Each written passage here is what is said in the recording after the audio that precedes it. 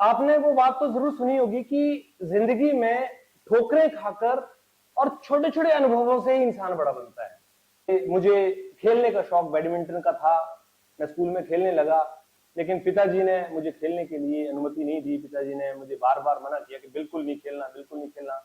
तो शायद वो मेरी जिंदगी का एक मेरे पिताजी का शायद अपने साइड से तो ठीक डिसीजन था, लेकिन मुझे लगता है कि शायद अगर मुझे खेलने दिया गया होता तो मैं भी उसमें कुछ बहुत अच्छा कर सकता था, क्योंकि मैं बहुत अच्छा प्लेयर था उसके अंदर।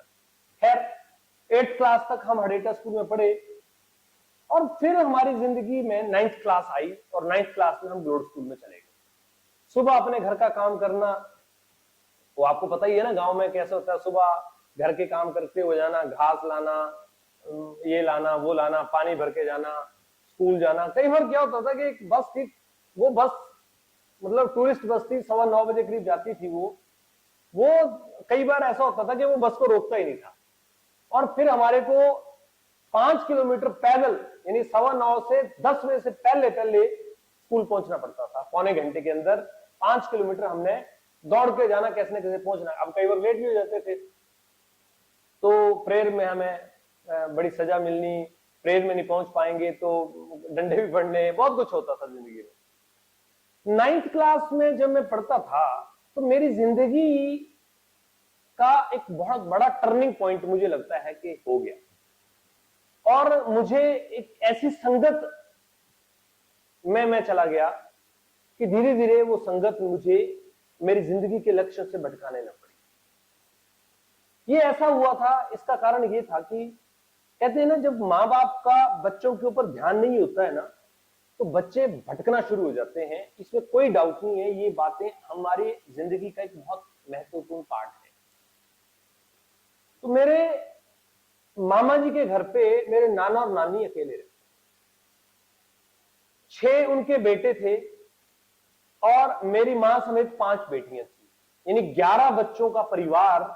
लेकिन मेरे नाना नानी जी लगभग अकेले रहते थे। अकेले इसलिए हो गए थे कि हमारे एक मामा जी जो घर में रहते थे, जो आर्मी से रिटायर्ड आए थे और वो अपनी पत्नी के साथ रहते थे, उन्होंने अपने मां के जमीन पर जाने का कोई फैसला ले लिया।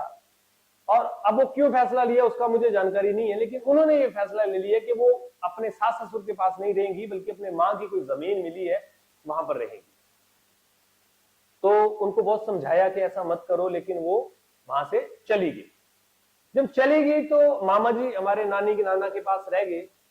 तो मामा जी को भी फिर दबाव आया, मामा जी के पास क्या वजह रही कि मामा जी भी धीरे धीरे करके वहां से नाना नानी जी को छोड़कर चले गए। अब मेरे नाना नानी जी अधूरे, अकेले, बड़े परेशान बुजुर्ग जिनके 11-11 बच्चे हों और वो अधूरे और अकेले रहे, क्योंकि बच्चे सब दिल्ली में अपने कारोबार में व्यस्त थे, उनकी पत्नियां उनके साथ व्यस्त थी, तो बुजुर्गों के पास रहने वाला कोई नहीं था। आगे इस कहानी में क्या हुआ ये मैं आपको लेकर चलूंगा और बड़ी इंटरेस्टेड स्टोरी है, बहुत आप लोगों को इसमें सीखने को मिलेगा। बहुत खट्टी मीठी अनुभव के साथ में मैं अगले एपिसोड में आपको लेकर चलूंगा। यहां तक आप बने, बहुत बहुत धन्यवाद। यदि आप इस एपिसोड को पसंद कर रहे हैं तो कृपया इसको शेयर करें, लाइक करें और कमेंट करके जरूर बताएं कि आपको मेरी जिंदगी की कहानी कैसी लग रही है। Thank you very much.